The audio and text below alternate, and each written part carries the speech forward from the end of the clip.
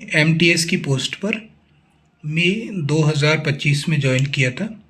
लेकिन उस मंथ मेरी आधी अधूरी सैलरी आई थी क्योंकि मैंने बीच में ज्वाइन किया था। तो मेरी पहली और पूरे महीने की जो सैलरीज होती वो थी जून मंथ की। तो मैं आपको सबसे पहले बताता हूँ कि इधर जो मुझे सैलरी जो मिली थी उस टाइम मेरा बेसिक पे 18,000 बेसिक पे था। ठीक है, तो इधर आपको जो है मेरी पूरी सैलरी की जानकारी मिल जाएगी। बेसिक पे 18,000 रुपये। फिर उस टाइम डीए जो था मतलब महंगाई भत्ता जो था वो 58% था। तो उस मंथ में मुझे महंगाई भत्ता 9,900 रुपये मिले थे। HRA 30% मिलता है, एक्स सिटी में, वाई में 20 और जेड में 10%। ठीक है, तो मैं बैंक जो है एक्स सिटी में रहता हूँ, इसीलिए मुझे 30% मिलता है बेसिक पे का। तो 18,000 का 30% 5400 रुपये, 5,400। टीपीटी अलाउंस मिलता है, तो ये टोटल मिलता है 2,093 रुपये। इसीलिए उस मंथ मेरा जो टोटल जो सैलरी बना वो बना मेरा 35,393, मतलब 35,393 रुपये कुछ बने थे।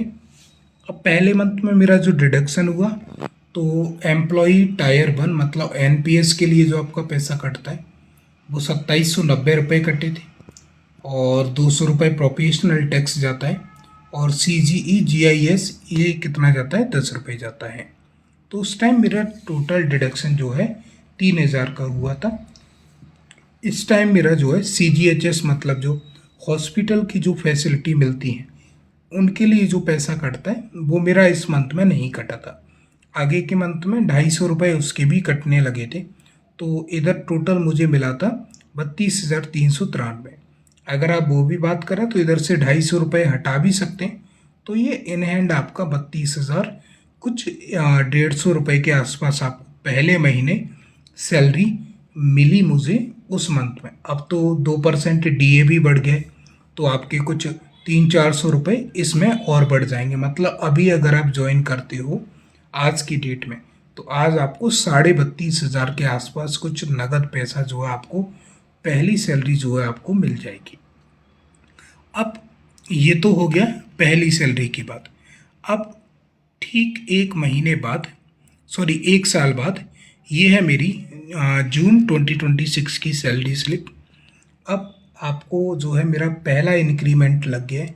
इंक्रीमेंट के लिए आपको कम से कम जो इंक्रीमेंट जनवरी में ही लगता है, ठीक है, उससे पहले इंक्रीमेंट नहीं लगता।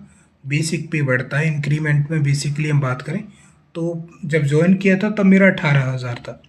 अब मेरा बेसिक पे कितना हो गया, 18,500। तो अब जो भी कुछ मुझे मिलेगा वो ये 18,500 पर मिलेगा। तो बेसिक पे मुझे मिला 18,500। इसका अब पहले डी 58,000 था तो मुझे 9,900 रुपये मिले थे। लेकिन अभी डीए 60% हो गया है और बेसिक पे भी मेरा 500 रुपये बढ़ गया है। इसकी वजह से अभी मेरा बेसिक पे कितना हो गया है, सॉरी डीए कितना हो गया है, 11,100 रुपये, मतलब 11,100 रुपये हो गया है। तो उस टाइम था 9,900, तो 1,200 रुपये का डिफरेंस यहाँ पर आपको देखने को मिला। और उधर HRA मेरा था 5,400 रुपये, इधर HRA बढ़ गया क्योंकि इधर 500 बढ़ गया, इसीलिए HRA इधर 150 रुपये बढ़ गया। तो ये 5,550 रुपये यहाँ HRA हो गया। टीपीटी अलाउंस बढ़ गया। अब टीपीटी का बेसिक पे से कोई लेना देना नहीं है, टीपीटी बढ़ता है महंगाई भत्ते के अकॉर्डिंग। तो पहले 58% था, अब 60% हो गया। इधर टीपीटी हो गया, मतलब ट्रेवल अलाउंस आपको मिल गया। तो अभी टोटल सैलरीज हुआ मेरी उस टाइम थी 35,393। अभी मेरी कितनी है, 27,310। तो with in 1 year total salary में जो डिफरेंस आया वो लगभग 2,000 रुपये का डिफरेंस आया। अब पहले मेरे 250 रुपये नहीं कट रहे थे, मतलब उधर उधर 3,250 कटते थे मेरे टोटल। और अभी ये CGHS हॉस्पिटल के लिए जो जाता है, हमें सुविधा मिलती है उसके लिए जाता है, इधर 2,960 रुपये कटता है। NPS के लिए प्रोफेशनल टैक्स 200 रुपये, और ये CGGS ये कुछ 30 रुपये कटता है। तो अभी इन हैंड जो मेरी सैलरी जो आती है वो आती है 33,870 रुपये। ये सब कुछ आपके सामने है, इसमें कुछ भी छुपा हुआ नहीं है। तो ये 1 साल के बाद है। उधर मुझे मिल रहा था कितना, 32,150 रुपये के आसपास, और इधर मिल रहे 33,870। तो लगभग 1 साल में कुछ 17-18 सौ रुपये का सैलरी का डिफरेंस पर मंथ आपको देखने को मिल जाएगा।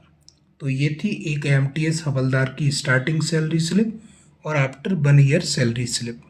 कैसी लगी वीडियो? अगर मज़ा आया हो तो भाई लाइक कर देना, और जो हाइक या हाइप क्या होता है अगर वो आप लोग कर सकते हैं तो प्लीज़ कर देना।